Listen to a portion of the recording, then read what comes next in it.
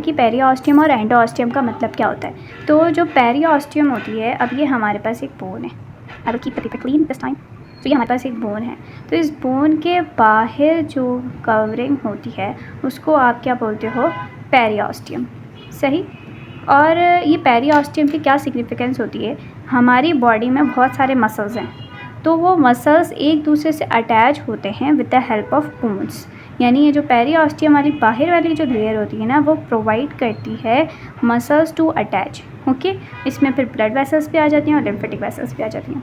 Then हमारे पास आता है एंडोस्टियम, अंदर भी कवरिंग होती है जिसे आप क्या बोलते हो, एंडोस्टियम बोलते हो। फिर हमारे पास एंडोस्टियम में क्या होते हैं, ओस्टियोजेनिक प्रोजेनिटर सेल्स होते हैं। प्रोजेनिटर मतलब किसी चीज़ को जनरेट करेंगे। ये दो तरह के सेल्स बनाएंगे, एक हमारे पास ओस्टियोब्लास्ट और एक होते हैं कॉन्ड्रोब्लास्ट। कॉन्ड्रो मतलब कार्टिलेज, ओस्टियो मतलब बोन। तो ओस्टियोब्लास्ट जो है वो बोन बनाएंगे और कॉन्ड्रोब्लास्ट हमारे पास कार्टिलेज बनाएंगे। दूसरा ये कि फ्रैक्चर का क्या मतलब, कि हमारे पास ये जो दोनों सेल्स है ना, जब भी हमारा फ्रैक्चर हो जाता है, बोन कहीं से भी टूट जाती है, तो ये कॉन्ड्रोब्लास्ट और ओस्टियोब्लास्ट जो हैं वो इस बोन को दोबारा से बना देते हैं। अब हम पढ़ने वाले हैं 3 types of the bone cells. तो बोन्स में कौन से सेल्स होते हैं, ओस्टियोब्लास्ट, ओस्टियोसाइट्स एंड ओस्टियोक्लास्ट। अब ओस्टियोब्लास्ट का मतलब क्या होता है कि ओस्टियोब्लास्ट ऐसे सेल्स होते हैं जो कि बोन मैट्रिक्स बनाते हैं। ये एक आपके पास सेल है, अब इस सेल के आगे जो है बोनी मैट्रिक्स रिलीज़ होगा, वो क्या होगा, स्पंजी होगा। सबसे पहले वो बोनी मैट्रिक्स स्पंजी होगा, फिर वो स्पंजी के बाद क्या बन जाएगा, कॉम्पैक्ट बन जाएगा। ऐसे हमारे पास क्या बनते हैं, ओस्टियोब्लास्ट बनते हैं।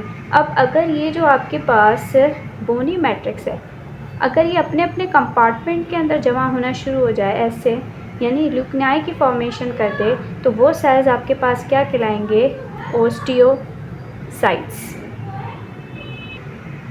अब ओस्टियोसाइट्स क्या होते हैं, ओस्टियोसाइट्स हमारे पास ये मैच्योर सेल्स होते हैं जो कि क्या करते हैं, बोन की फॉर्मेशन करते हैं। ओस्टियोब्लास्ट बोनी मैट्रिक्स बनाएगा और ओस्टियोसाइट्स बोन बनाएंगे।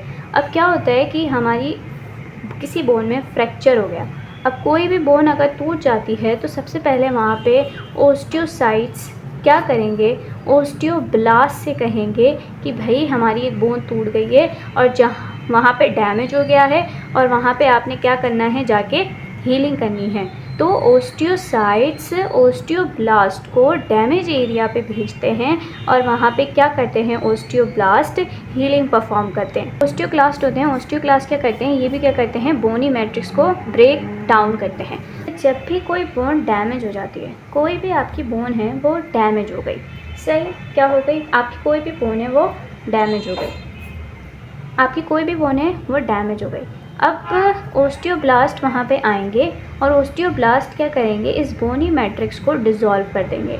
यानी बोन तो टूट गई, अब यहाँ पे नई चीज़ बनेगी, नया बोनी मैट्रिक्स बनेगा, तो ओस्टियोब्लास्ट उस पुराने वाले बोनी मैट्रिक्स को हटा देंगे। फिर और इसकी हेल्प कौन करेगा, इसके साथ साथ ओस्टियोसाइट्स भी काम करते हैं और इसके साथ साथ ओस्टियोक्लास्ट भी काम करेंगे। ये तीनों मिलके क्या करेंगे, पुराना वाला जो बोनी मैट्रिक्स है उसको रिमूव कर देंगे। क्या कर देंगे, रिमूव कर देंगे।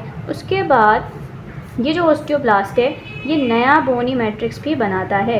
क्या करता है, ये ओस्टियोब्लास्ट नया बोनी मैट्रिक्स भी बनाएगा।